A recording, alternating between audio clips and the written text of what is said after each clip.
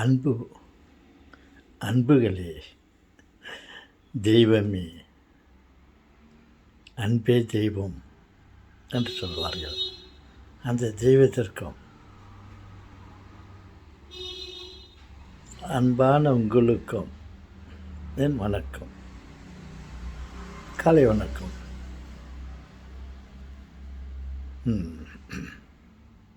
Okay, எப்படி இருக்கிறீர்கள்?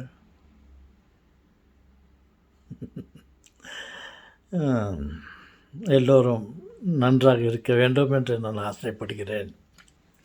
நீங்கள் எல்லோரும் எப்படி இருக்கிறீர்களோ, மேல்வாரியாக பார்த்தால் அமைதி இல்லாமல் இருப்பீர்கள். நாட்டிலே குழப்பம், சண்டை, சச்சரவு, வலிமை உள்ளவர்கள் எல்லாம் வாலாட்டி கொண்டிருக்கிறார்கள்.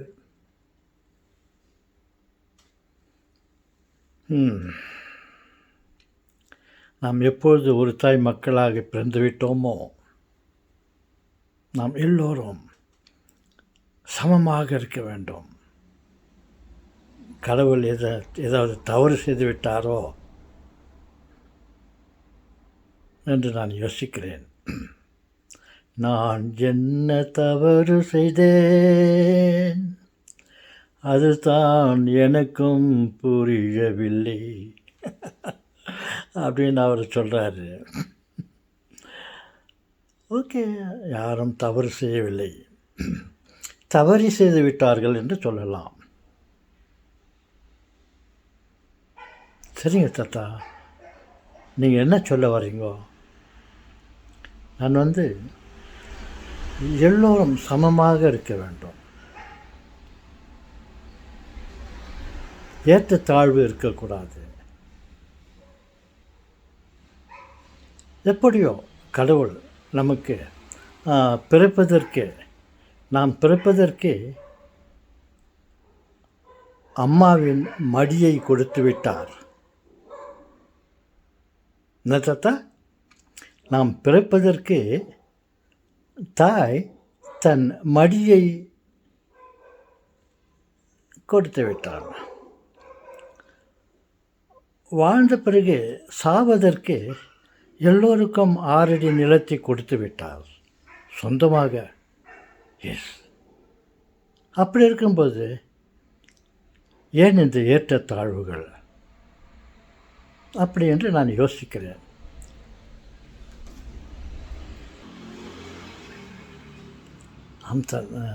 தாத்தா, நீங்கள் சொல்வது முற்றிலும் சரி.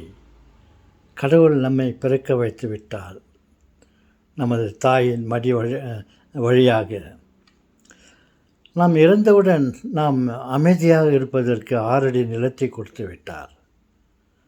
அதற்கு இடையிலே நாம் கடவுள் கொடுத்த அனைத்தையும் அனுபவித்து கொண்டிருக்கிறோம். அப்படி இருக்கும்போது ஒருவனுக்கு மட்டும் ஏன் அதிகமாக கொடுத்திருக்கிறார், ஒருவனுக்கு குறைத்து கொடுத்திருக்கிறார்? எல்லோரும் சமமாக பகிர்ந்து கொண்டிருக்க வேண்டும்.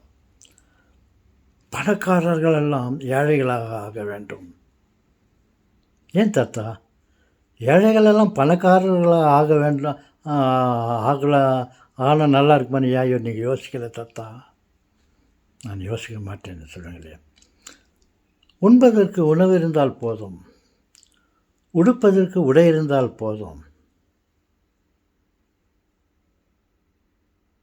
அப்படி இருக்கும்போது எல்லோரும் ஏழைகளாக இருக்க வேண்டும் என்று நான் ஆசைப்படுகிறேன். அப்பொழுது தான் நம்ம எல்லோருக்கும் சொர்க்கத்திலே இடம் கிடைக்கும். நாம் சொர்க்கத்திற்கு இறைவனிடம் செல்ல வேண்டுமே என்றால் நாம் ஏழைகளாக இருக்க வேண்டும். பணக்காரர்களாக இருந்தால் மோட்ச ராஜ்யத்தில் இடமில்லை. நாம் இங்கே வாழ்வது சில நாட்கள் கஷ்டப்பட்டு கொண்டு இருந்து விடலாம். அங்கே வாழப்போவது பல நாட்கள்.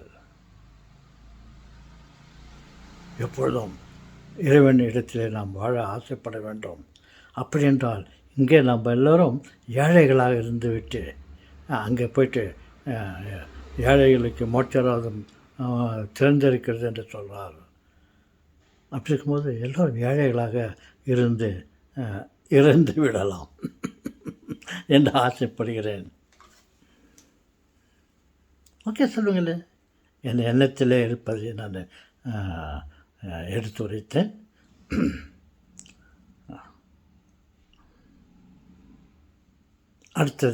அடுத்த வீடியோவில்